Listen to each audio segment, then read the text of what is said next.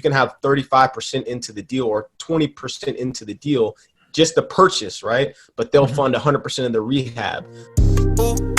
I pulled up in a Benz truck. Ooh. So fast forward, you go and you start working, you're grinding with the end goal in mind. And correct me if I'm wrong, but what I'm hearing is that you have the end goal in mind that I'm going to make this money and then I'm going to put it to work. What did that first deal look like when you first put it out there and put it to work? So the first deal, so I tried to buy a deal when I was in college. I was still like really, really eager, but I didn't have any income. So my debt to income ratio was so low. And at the time, I got denied by like 3 different banks and I pretty much, kind of gave up.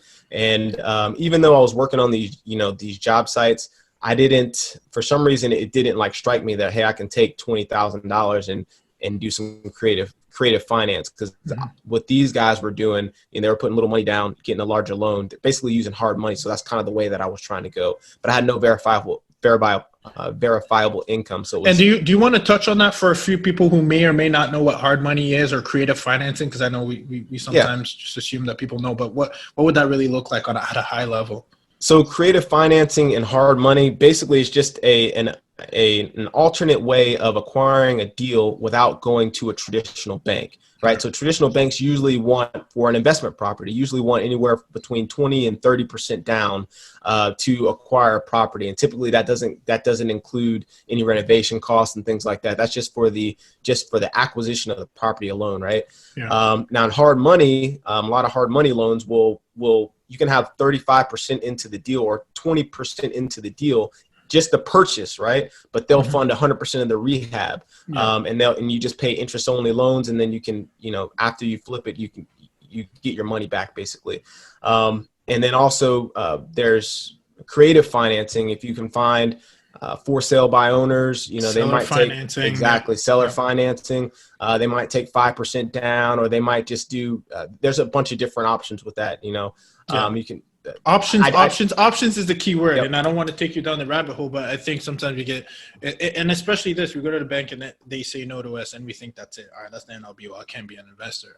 But really it sounds like, even from your experience, that you didn't have that knowledge yet, or perhaps it hadn't been brought to your attention that there are other options, and no somewhere here isn't no everywhere. You just got to go to the next opportunity. So I guess, is that what you used for your first deal? Was it a hard money, or I'm sorry, you said, I think you were getting to it. Yeah. So my very first deal, it was a live and flip. So we bought it with we lived in it. We were stationed at Fort Stewart, Georgia. We bought in a decent place. We knew that we can make some cosmetic upgrades to it.